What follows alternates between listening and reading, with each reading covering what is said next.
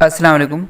Education department में taste की तैयारी लाइ हींअर असीं गुज़िरियल टेस्ट जेको थियूं आहिनि टेस्टूं उन्हनि जा पास्ट पेपर हल करे रहिया आहियूं।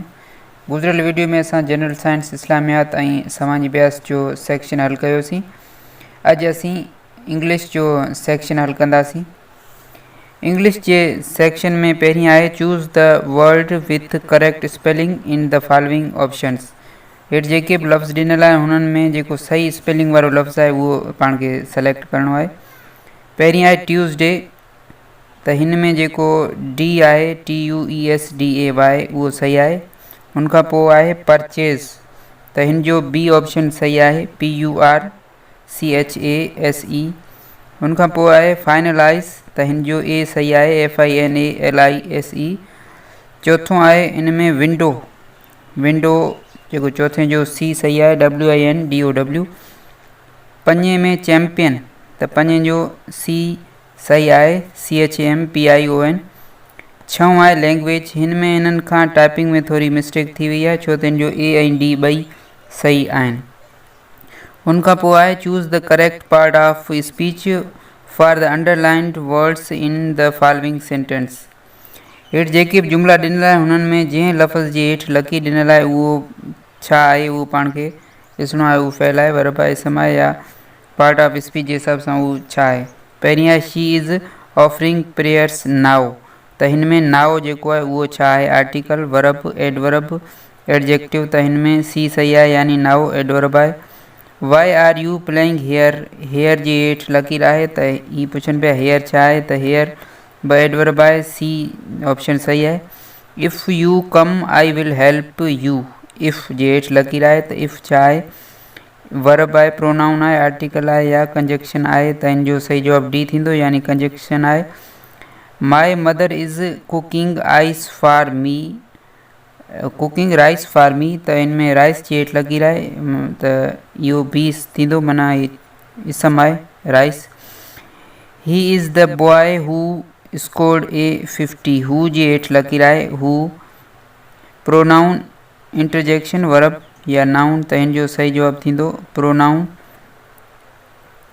वाओ हिज brother is back after 3 years, त हिन में जेको वाओ जे हेठि लकीर आहे त इहो छा आहे वर्ब आहे, इंटरजेक्शन आहे, नाउन आहे या एडवर्ब आहे, त हिन जो बी सही आहे यानी इहो इंटरजेक्शन आहे। उनखां पोइ आहे choose the correct meaning of the given words. जेके बि लफ़्ज़ ॾिनल आहे हिननि जी सही माना वारो लफ़्ज़ पाण खे सेलेक्ट करिणो आहे। पर्पोज़, त हिन जो अमाउंट, ग्रो, फेल ऐं एम, त हिन जो सही जवाब थींदो एम यानी मक़सदु, प्रपोज़ माना मक़सदु। स्ट्रॉन्ग जो हम माना जेको लफ़्ज़ आहे उहो कहिड़ो थींदो वीक, पुअर, नॉर्मल या पावरफुल, त हिन जो सही थींदो पावरफुल।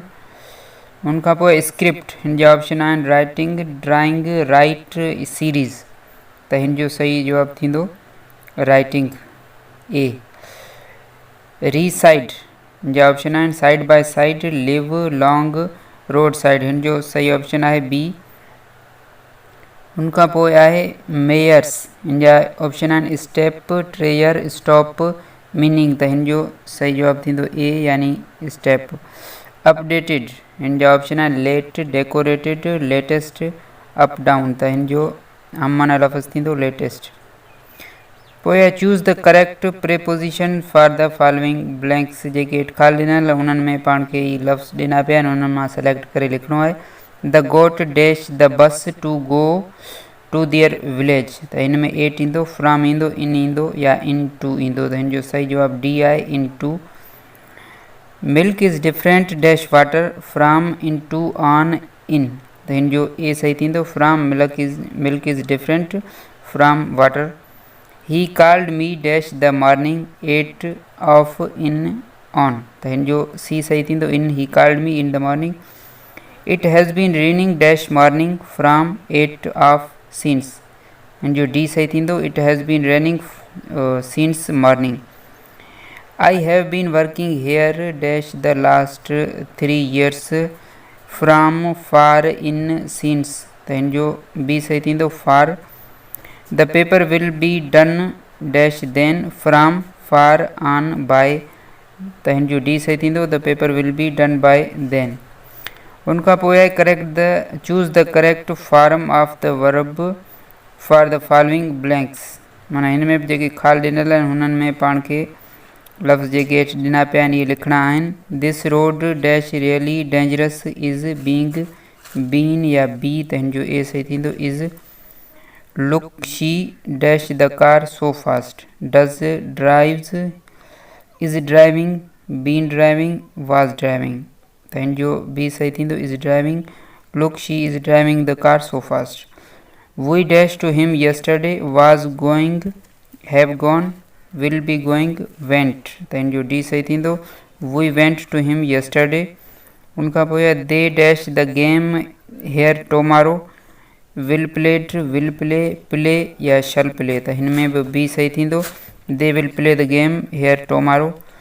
उनखां पोइ आहे why dash you dash the jug हिन में have broke did broken have broken या has broken त हिन में सी सही थींदो why have you broken this jug। उनखां पोइ टियों या आख़िरी सवाल आहे okay I dash U when the arrives। am calling आहे did call have called या will call त हिन जो डी सही थींदो okay I will call you when she arrives। Video सुठी लॻे त लाइक कॉमेंट्स ऐं शेयर कजो। असां चैनल ई फॉर एजुकेशन खे सब्सक्राइब करे बेल आइकन ते क्लिक कजो। वरी इंशाल्लाह नेक्स्ट वीडियो में मिलंदासीं। अल्लाह हाफ़िज़।